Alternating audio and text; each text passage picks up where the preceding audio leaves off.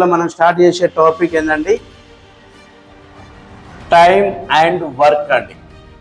The most important and most weightage ఉన్న topic అండి. మనకి ఇందులో సిలబస్ రాపించినప్పుడు ఒకటే చెప్పాను, కాలం పని దీన్ని బేస్ చేసుకొని పంపులు మరియు తొట్టెలు ఉంటాయండి, pipes and systems. Same applications. ఇక్కడ మనుషులు అంటాం, అక్కడ పంపులు అంటాం. ఇక్కడ పని చేస్తారు అంటాం, అక్కడ ట్యాంకులు నింపుతాయి అంటాం. సింపుల్గా అంతే. ఓకేనా? సేమ్ కాన్సెప్ట్స్ ఇక్కడ వచ్చేటి అక్కడ వస్తాయి, రైట్? ఇక్కడ కూడా మనం ఏంటంటే మ్యాక్సిమం ఫార్ములాస్ని అవాయిడ్ చేద్దామండి. చిన్నగా కాన్సెప్ట్ నేర్చుకుందాం, దాన్ని బేస్ చేసుకొని అది చేద్దాం, రైట్? ఫస్ట్ ఆఫ్ ఆల్ అన్నిటికంటే ముందు ఒకటి ఇద్దరు మనుషులు ఒక పనిని 5 రోజులలో చేస్తారు. ఎంతమంది? ఓకే. ఇప్పుడు ఒకడే చేసిండు అనుకోండి, టైం ఎక్కువ పడుతుందా తక్కువ పడుతుందా? తప్పుడు 5 లేదు. ఇద్దరు ఉన్నప్పుడు 5 రోజులు చేసిండ్రు, ఒక్కడి అయితే 5 కంటే ఎక్కువ పడుతుంది. ఎంత పడుతుందో తెలియదు కానీ 5 కంటే ఎక్కువ పడుతుంది. అంటే ఎప్పుడైనా కూడా మనుషులు కాలానికి ఏ సంబంధం ఉంటుంది చెప్పండి? విలోమ అనుపాతం, inversely proportional to each other. If man power increase అయింది, పట్టే కాలం ఏం కావాలి? డిక్రీజ్ అయింది. మ్యాన్ పవర్ డిక్రీజ్ అయింది, పట్టే కాలం పెరగాలి.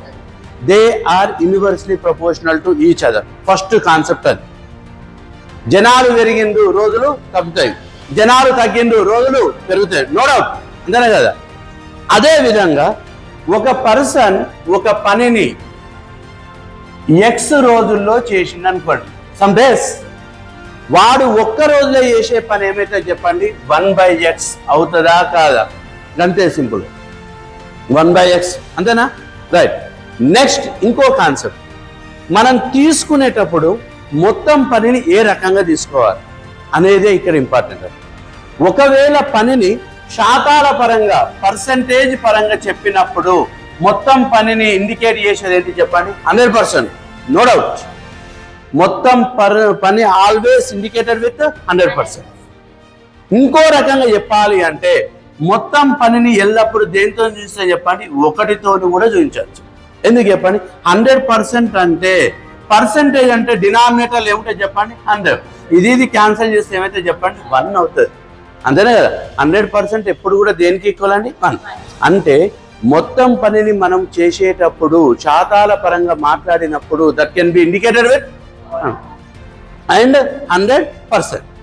క్లియర్ కదా? రైట్. ఇంకో రకం చెప్పాలంటే ఇది మోస్ట్ ఇంపార్టెంట్ అండి. భిన్నాల పరంగా మనం పనిని చెప్పాలి అంటే, ఓకేనా? ఒకసారి ఇక్కడ చూద్దామండి. భిన్నాలు అన్నప్పుడు 2/7వ వంతు అన్నాడు. ఓకేనా? ఎంతో చెప్పండి?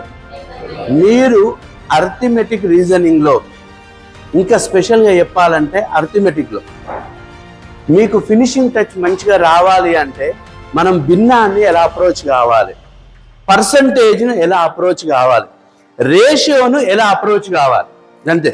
ఈ 3 కాన్సెప్ట్ తెలిసిన అంటే అర్థమెటిక్ ఆటోమేటిక్గా మీకు ఈజీ అయిపోతుంది. ఓకేనా? ఒక భిన్నాన్ని చదివే విధానం ఎట్లుంటుందంటే, ఫర్ ఎగ్జాంపుల్ ఏ అనేటోడిని బితోని కంపేర్ చేసిన, ఏ అనేటోడు బిలో 2/7వ వంతు అన్నాడు. వీందెంత వాందెంత అనేది తెలియాలి. అంటే ఏ బిలో ఎన్నో వంతు అన్నాడు చెప్పండి? 2/7. అంటే ఇక్కడ 2/7లో బి ఎవరు, ఏ ఎవరు? బి అనేది. అంటే ఎప్పుడైనా కూడా ఎవరితోనైతే కంపేర్ చేస్తామో వాడిని డైరెక్ట్ తీసుకొని ఎడ కూర్చుండే పెట్టాలి.